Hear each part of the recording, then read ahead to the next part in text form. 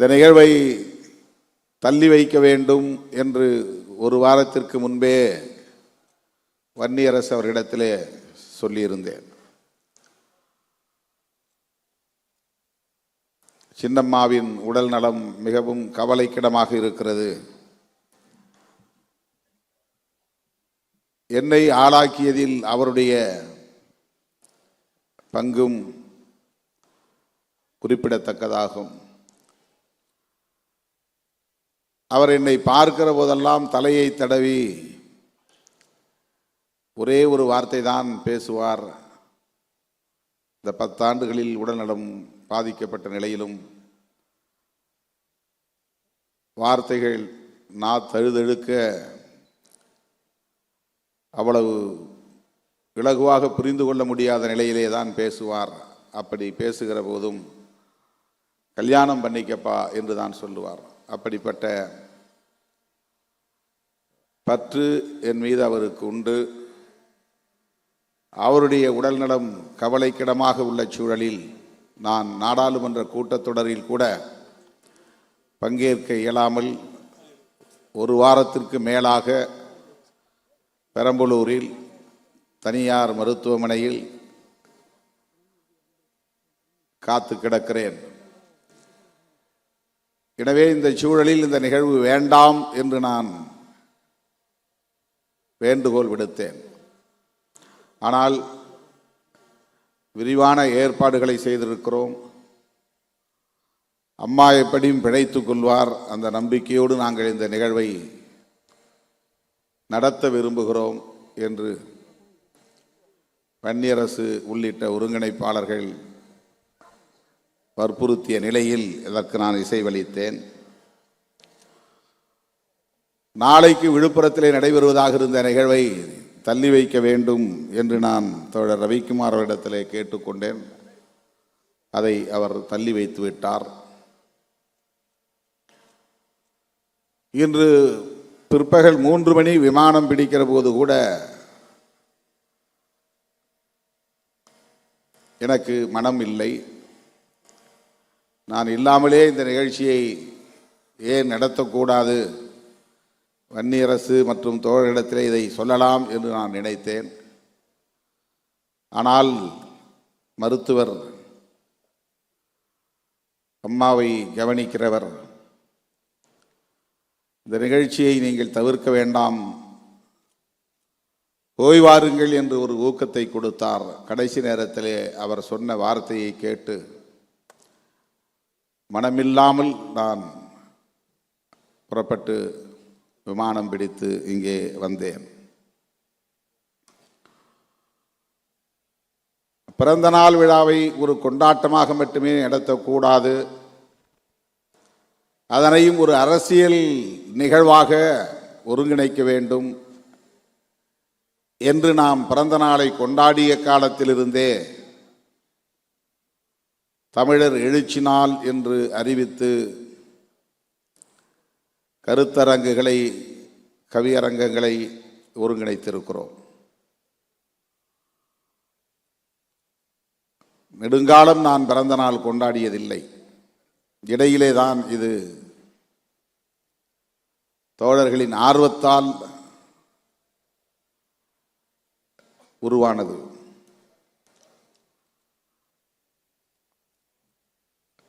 ஒவ்வொரு விழாவிலும் பல துறைகளை சார்ந்த ஆளுமைகள் வந்து இந்நிகழ்விலே பங்கேற்று வாழ்த்தி உரையாற்றிவிட்டு விடைபெற்று செல்வதை நாம் அறிவோம். அது நமக்கு ஊக்கம் தருகிறது. சோர்வின்றி உழைக்கிற உணர்வை தருகிறது. தொடர்ந்து பயணிக்க வேண்டும் என்கிற நம்பிக்கையை தருகிறது. இன்றைய நிகழ்வில் பங்கேற்று உரையாற்றிய ஒவ்வொருவரும் இந்த இயக்கம் குறித்து ஆற்றிய உரை தமிழகத்தில் தவிர்க்க முடியாத ஒரு சக்தி விடுதலை சிறுத்தைகள் கட்சி என்பதை உறுதிப்படுத்தியது. தமிழகத்தின் எதிர்காலம் விடுதலை சிறுத்தைகள் கட்சி என்பதையும் உறுதிப்படுத்தியது.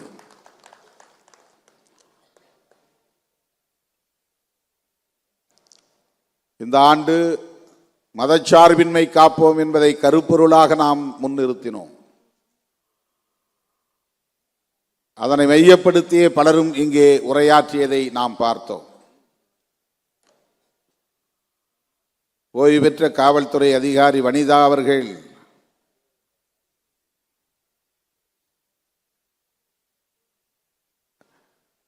எவ்வளவு ஆழமான கருத்துக்களை மிக இலகுவாக இங்கே எடுத்துரைத்தார் என்பதை நாம் பார்த்தோம்.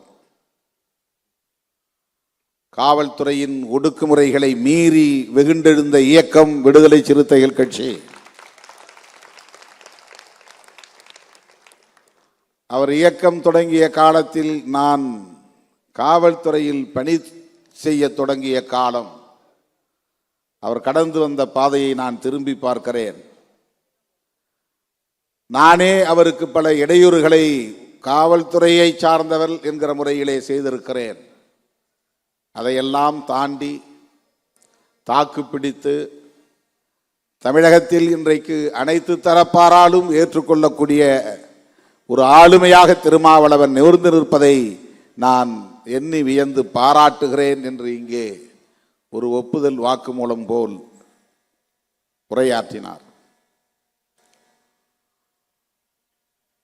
அண்ணன் லியோனி அவர்களுடைய உரை,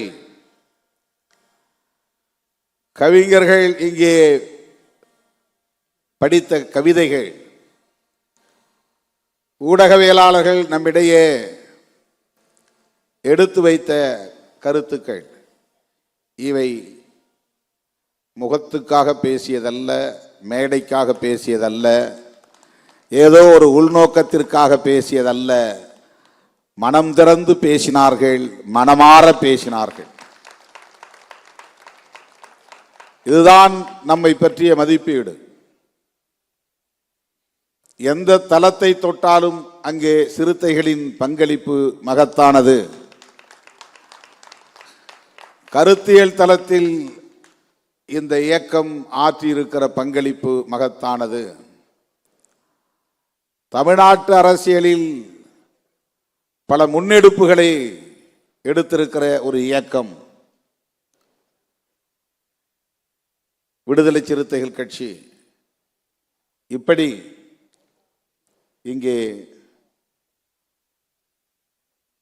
பங்கேற்ற ஒவ்வொருவரும் உளமாற கருத்துக்களை எடுத்துரைத்திருக்கிறார்கள். இது நமக்கு மேலும் தீவிரமாக செயல்பட வேண்டும், மக்களின் நம்பிக்கைக்கு பாத்திரமாக செயல்பட வேண்டும், இவர்களின் எதிர்பார்ப்புகளை நிறைவேற்றக்கூடிய வகையில் செயல்பட வேண்டும் என்கிற உணர்வை தந்திருக்கிறது. அண்ணன் அறிவுமதி அவர்களும் நம்மோடு நெடுநேரமாக காத்திருக்கிறார். எழுச்சி தமிழர் என்று யார் பெயர் சூட்டியது, எவ்வளவு பொருத்தமான பெயர் என்று வனிதா அவர்கள் பேசிய போது அண்ணன் அவர்கள்தான் இந்த பெயரை சூட்டினார் என்று சொன்னதும் இந்த அரங்கமே அதிர்ந்தது. கை ஒலிகளால் அரங்கம் நிறைந்தது. தோழர்களே, வெறும் அடைமொழிகளுக்காக நாம் இந்த களத்தில் நிற்கவில்லை. பாராட்டுகளுக்காக இப்படி விழாவை நாம் நடத்தவில்லை. இந்த மண்ணில் ஒரு மகத்தான மாற்றத்தை உருவாக்க வேண்டும், விளிம்பு நிலை மக்களின் விடுதலையை வென்றெடுக்க வேண்டும், பிற்போக்கு சக்திகளின் ஆக்கிரமிப்பிலிருந்து சமூகத்தை மீட்க வேண்டும் என்கிற அந்த பொறுப்புணர்வோடு தான் நாம் களத்தில் நிற்கிறோம். நமக்கு எதிரான அவதூறுகள், ஆதாரமில்லாத அவதூறுகள்,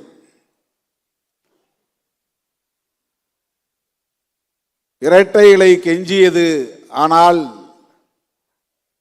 அதை நீங்கள் பொருட்படுத்தவில்லை. ஏனென்றால் உங்கள் உதிரத்தில் ரெட்டைமலை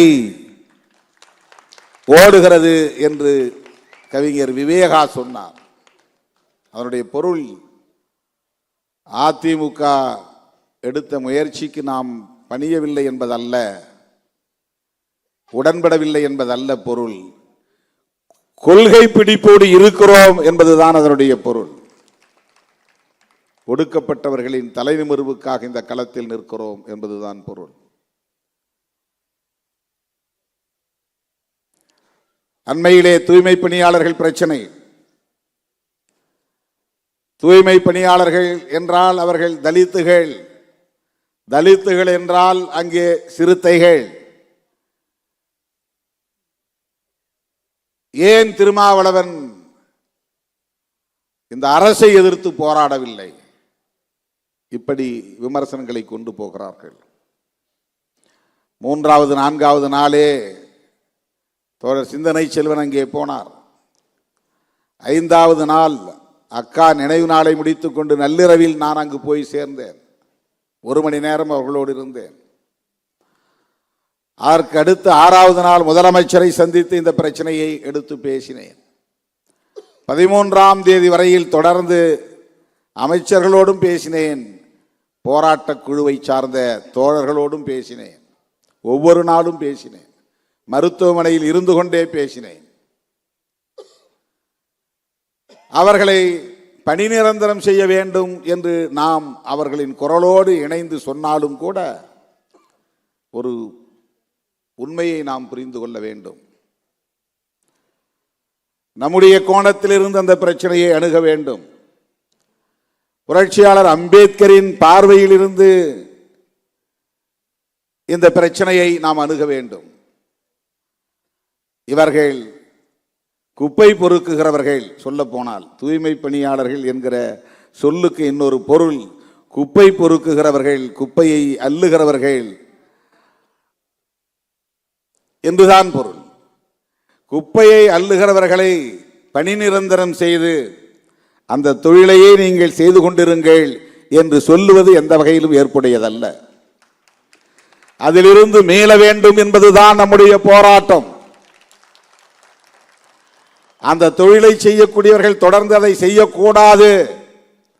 மலம் அள்ளுபவனே மலம் அள்ளட்டும், சாக்கடையை சுத்தம் செய்கிறவனே சாக்கடையை சுத்தம் செய்யட்டும், குப்பையை அள்ளுகிறவனே குப்பையை அள்ளட்டும் என்கிற அந்த கருத்துக்கு இது வலு சேர்ப்பதாக இருக்கிறது. அரசு ஊழியர்கள் ஆக்குங்கள், பணி நிரந்தரம் செய்யுங்கள்.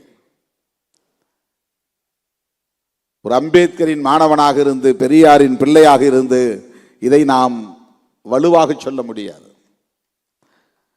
குப்பை அள்ளுகிற தொழிலை குப்பை அள்ளுகிறவர்களே செய்ய வேண்டும், அரசு பணியாளர்களாக அவர்களை மாற்ற வேண்டும் என்கிற அந்த கோரிக்கையில் நமக்கு மாற்று கருத்து இருக்கிறது. சொல்ல போனால் அதை எதிர்த்துதான் நாம் பேச வேண்டும். தலித்துகள் செய்கிறார்கள், அவர்களுக்கு பணி நிரந்தரம் செய். நாங்கள் தலித் இயக்கம். இதற்கு பெயர் கன்வென்ஷனல் திங்கிங். காலம் காலமாக இருக்கிற மரபு சார்ந்த சிந்தனை இது, அடிமை சார்ந்த சிந்தனை இது. வெட்டியான் தொழிலை செய்கிறவனை வெட்டியான் தொழிலாக அரசு ஊழியர்களாக ஆக்கு என்று சொன்னால் எப்படி அதை ஏற்றுக்கொள்ள முடியும்? அந்த தொழிலை ஒழிக்க வேண்டும். உலக நாடுகள் எல்லாம் இன்றைக்கு கருவிகளை அறிவியல் வளர்ச்சியில, தொழில்நுட்ப வளர்ச்சியில புதிய புதிய கருவிகளை கண்டுபிடித்து ஒரு குறிப்பிட்ட இனத்தை சார்ந்தவர்கள் தான் அந்த தொழிலை செய்ய வேண்டும் என்கிற நிலை இல்லாமல் அந்த தொழில்நுட்பத்தை கற்றுக்கொண்டவன் அந்த வேலையை செய்யலாம் என்கிற நிலையை ஏற்படுத்துகிறார்கள்.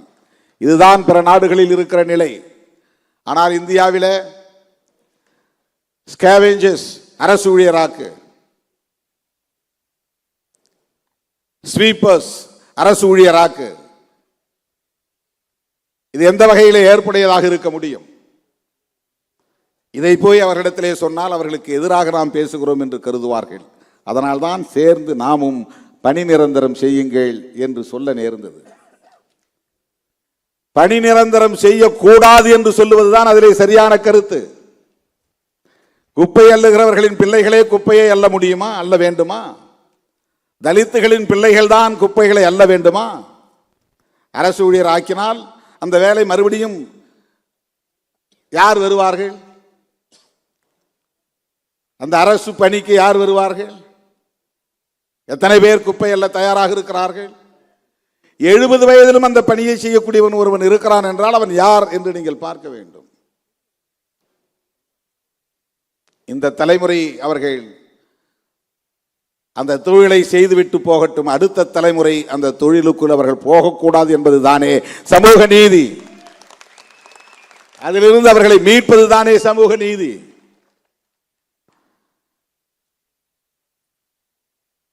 தொழில்நுட்பத்தில் வளர்ச்சியடைந்த நாடுகளுக்கு இது போன்ற சிக்கல்கள் இல்லை. எதையோ வளர்க்க துடிக்கிற இந்த ஆட்சியாளர்கள் இந்த நாட்டை உலக வல்லரசுகளில் ஒன்றாக மாற்ற வேண்டும் என்று துடிக்கிறவர்கள் இன்னும் ரயில் நிலையங்களில் கையால் மலம் மல்லுகிற மலம் மல்லும் தொழிலாளர்கள் லட்சக்கணக்கானோர் இருக்கிறார்கள். மலம் மல்லும் தொழிலாளர்கள் யார்?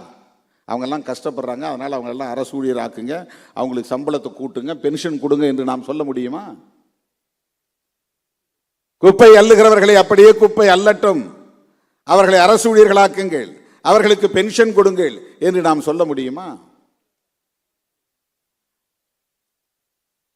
ஆக தலித்துகள் பிரச்சனை என்றால் திருமாவளவன் தான் பேச வேண்டும் என்று சொல்லுகிற அந்த புத்தியே ஒரு சாதி புத்தி. அது வேங்கவேல் பிரச்சனை என்றால் திருமாவளவன் தான் பேச வேண்டும் என்று சொல்லுகிற புத்தியே சாதி புத்தி. அது ஏன் அதிமுக பேசக்கூடாது? வேங்கவேல் பிரச்சனை மக்கள் பிரச்சனை இல்லையா? அதிமுகவுக்கு அதில் பொறுப்பு இல்லையா? வேற கட்சிகள் பேசக்கூடாதா? எல்லோரும் பேச வேண்டுமா இல்லையா?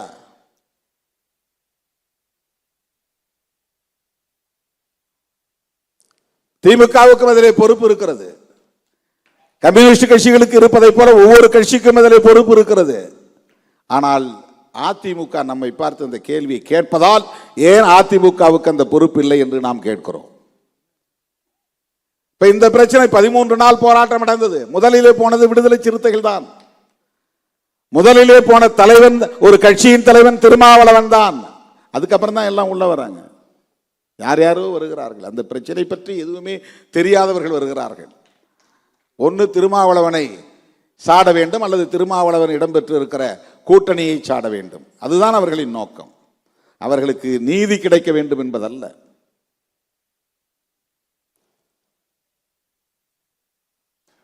இப்படிப்பட்ட அவதூறுகளை எல்லாம் கடந்து பயணிக்க வேண்டிய ஒரு தேவை நமக்கு இருக்கிறது.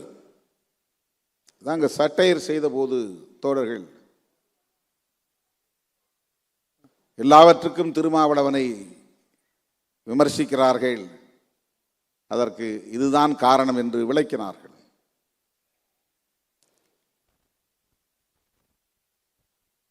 நாம் கவனமாக இருக்க வேண்டும்.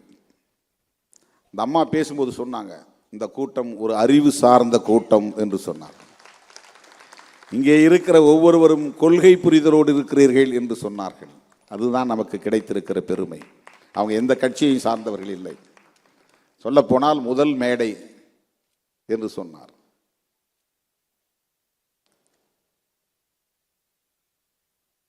திட்டமிட்டு அவதூறு பரப்புகிறவர்கள், விடுதலை சிறுத்தைகள் கட்சியின் மீது அபாண்ட பழிகளை சுமத்துகிறவர்கள் என்ன நோக்கத்திற்காக செய்கிறார்கள் என்கிற தெளிவு நமக்கு தேவை. அந்த தெளிவு இருந்தால் நாம் அதற்காக எந்த எதிர்வினையும் ஆற்றாமல் உறுதிப்பாட்டோடு தொடர்ந்து இயங்க முடியும். அதுதான் உங்களுக்கு நான் விடுக்கிற வேண்டுகோள். தேர்தல் நேரத்தில் நாம் எடுக்கிற முடிவுகள் எதுவாகவும் இருக்கட்டும், ஆனால் அந்த முடிவும் கூட சமூக நீதிக்கு ஆபத்து ஏற்படாத வகையிலே இருக்க வேண்டும் என்கிற தெளிவு நமக்கு உண்டு. இன்றைக்கு வாக்குரிமையை பறிக்கிற முயற்சியில் பாஜக ஈடுபட்டு வருகிறது. பீகாரிலே நடந்திருக்கிற தில்லுமுள்ளு சாதாரணமானதல்ல.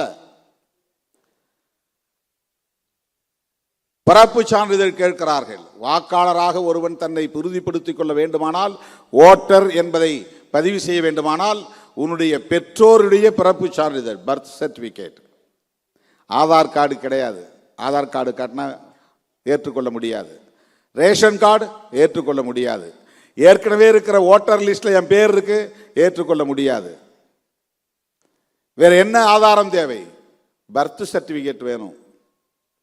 சொத்து வரி கட்டினதற்கான சான்று வேணும். நீ இந்த நாட்டின் குடிமகன் தானா என்பதை உறுதிப்படுத்துவதற்கு இதையெல்லாம் கேட்கிறார்கள். என்ஆர்சியிலே இது கேட்கப்படுகிறது. அதுதான் அங்கே இருக்கிற கிரைட்டீரியா.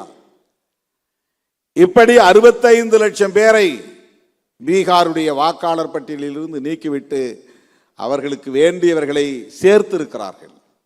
அதற்கு எந்த ஆதாரமும் தேவையில்லை. இது எவ்வளவு பெரிய ஆபத்து! எப்படி இவர்களிடமிருந்து இந்த நாட்டை நாம் காப்பாற்றப் போகிறோம்? இந்த நாடாளுமன்ற ஜனநாயகத்தை பயன்படுத்தி வாக்குகளை திருடுகிற கும்பல், வாக்கு திருட்டு கும்பல், அவர்களை பற்றி இங்கு யாரும் விமர்சிப்பதில்லை. திருமாவளவன் என்ன செய்யறான்? 2 சீட்டுக்காக போய் அங்க நிற்கிறான். அது எங்க விருப்பம், நாங்கள் முடிவு செய்கிறோம். எத்தனை இடங்கள் தேவை என்பதை நாங்கள் முடிவு செய்கிறோம். நீ யார், எந்த கூட்டணியிலே இடம்பெற வேண்டும் என்பதை நாங்கள் முடிவு செய்கிறோம். எங்களை பற்றிய மதிப்பீடு எங்களுக்கு தெரியும். எங்களுடைய அரசியல் நகர்வுகளை நாங்கள் தான் தீர்மானிக்க முடியும். யாரோ உணர்ச்சி வயப்படுவதற்காக தீர்மானிக்க முடியாது. 2 சீட்டுக்காக இங்கே ஏன் நிற்க வேண்டும்? 20 சீட்டு எடப்பாடி தருவார்கள் என்று யூடியூபிலே பேசுகிறார்கள். உங்களுக்கு ஏதாவது மண்டையிலே இருக்கிறதா? 20 சீட்டு கிடைக்கும் என்றால் நான் அங்கே தானே போக வேண்டும். இடம்தான் முக்கியம், பதவிதான் முக்கியம், பரிசுதான் முக்கியம், பொருளாதாரம் தான் முக்கியம், அதிகாரம் அதுதான் முக்கியம் என்று நான் முடிவெடுப்பதாக இருந்தால் 2 வேணான்ட்டு 20க்கு போகணும். நான் ஏன் போகல? ஏன் போகவில்லை? யார் என்னை தடுப்பது? யார் என்னை கட்டாயப்படுத்துவது போகக்கூடாது என்று? அப்படி யாரும் செய்ய முடியாது. அதுதான் பிரச்சனை. யாராலும் வளைக்க முடியாது, யாராலும் விலை பேச முடியாது, யாராலும் மதிப்பீடு செய்யவும் முடியாது. அதுதாங்க பிரச்சனை. நீங்க நினைக்கிற சராசரி நபர்கள் அல்ல நாங்கள்.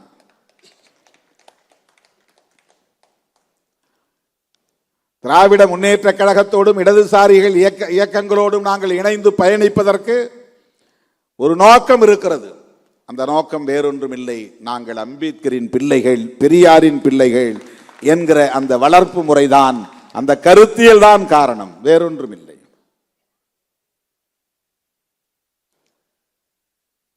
அருமை தோழர்களே, பிறந்த நாள் செய்தியாக நான் சொல்ல விரும்புவது, இந்திய அரசியலையே மதசார்பு சக்திகள் ஒரு புறம், மதசார்பற்ற சக்திகள் இன்னொரு புறம் என்று நாம் கூர்மைப்படுத்த வேண்டியிருக்கிறது. இன்னும் கூர்மைப்படுத்த வேண்டியிருக்கிறது. வெறும் கட்சி கூட்டணி என்று அல்ல. இது திமுக கூட்டணி, இது அதிமுக கூட்டணி என்றல்ல.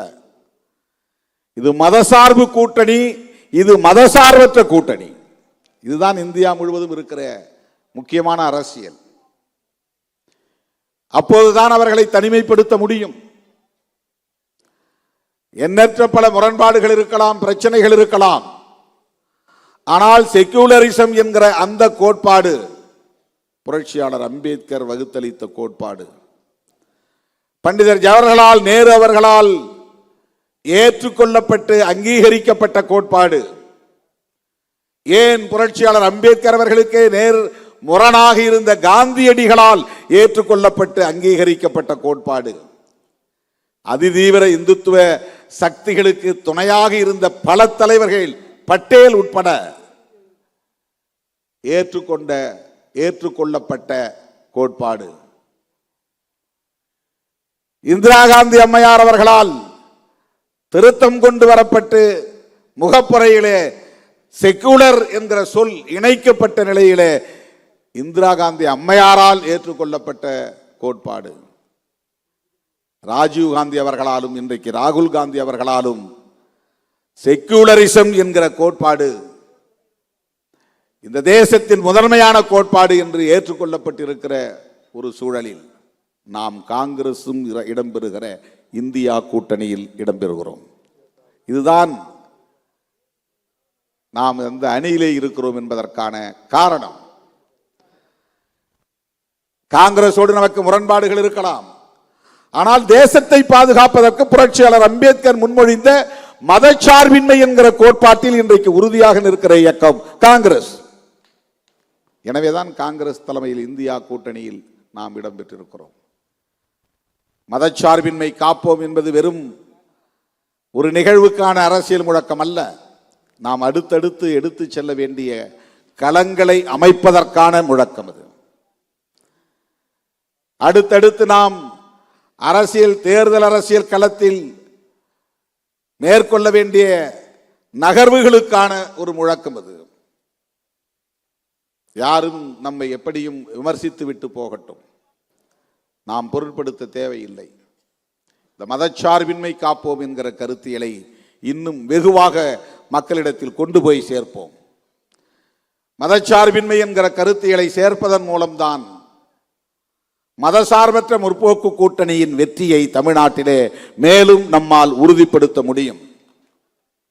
கண்ணுக்கெட்டிய தூரம் வரையில் இந்த கூட்டணிக்கு எதிரான ஒரு சக்தி இல்லை. அவர்கள் அவதூறு பரப்பி கூட்டணியை சிதைக்க பார்க்கிறார்கள். சிறுத்தைகள் ஒருபோதும் உணர்ச்சி வயப்படக்கூடாது. சமூக வலைத்தளங்களில் மனம் போல் எதையும் எழுதிவிடக்கூடாது.